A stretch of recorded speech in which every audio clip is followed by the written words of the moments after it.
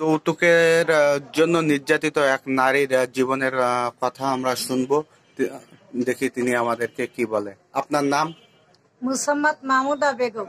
তো আপনি আমাদের কাছে কিসের জন্য ডেকেছেন আমাদের এবং কি বলতে চাচ্ছেন বলেন। বলতে চাচ্ছি যে মুসাম্মদ মাহমুদা বেগম, গ্রাম গোপালপুর, পিতা সবুদ্দুফাদার। আপনার পিতার নাম? হ্যাঁ, পিতা সবুদ্দুফাদার।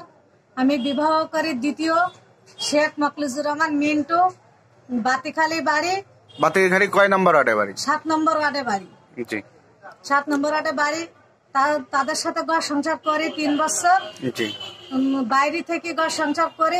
বাইরে কোথায়? বাইরে ঢাকায় ছিলাম, পাইগেসায় ছিলাম, বিভিন্ন জায়গায় ছিলাম। জি। 3 বছর ঘর সংসার করার পরে উনি আমার যৌতুকের দাবি করে যে 3 লাখ টাকা না আনলে আর একটা ফিল্টার নেব। তখন ওই ফিল্টারের টাকা আমি কোথায় দেবো? তখন আমি বাপের বাড়ি চলে আসলাম। বাপের বাড়ি যখন চলে আসলাম তখন টাকা পয়সা দিতে পারিনি। তখন ওই বাড়ি থেকে আমার গলা ধাক্কা দিয়ে বের করে দিয়ে, যে বাসায় ছিলাম সেখান থেকে গলা ধাক্কা দিয়ে আমার বের করে দেয়। দেওয়ার পরে আমার খাওয়া খরচ কোনো কিছু দেয় না। 2.5 বছর মতো তার সাথে কোনো ফোনে যোগাযোগ নেই। বাধ্য আমি কেস করেছি কোর্টের মাধ্যমে। কেস করার পরে কোনো নোটিশ যাওয়ার পরে গুরুত্বপূর্ণ দেয় না।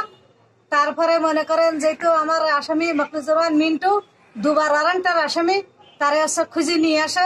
সে ম্যাজিস্ট্রেটের সামনে উঠি ধরিয়ে আনার পরে বলিছে যে আমি বউ নেব। আর আমার উকিল সাহেব বলিছে যে বাদিনী কি বলতে চাই। তখন বলিছে যে আমার বাদিনী সংসার করতে চাই। আপনি কি সংসার করতে চান? মূলত হ্যাঁ, আমি সংসার করতে চাই। তখন বলার পরে ম্যাজিস্ট্রেট আছে 7টা জামিন দিয়ে দিল 10 দিন আগে। 7টা জামিন দেওয়ার পর 7 তারিখে ওই যায়নি, কোনো যোগাযোগ করিনি। আবার ম্যাজিস্ট্রেট ওয়ারেন্ট দিয়ে দিয়েছে। হয়তো 1 মাস, হয়তো 10-5 দিন এরকম হচ্ছে। 12 মাসের 7 তারিখে আবার দিন আছে।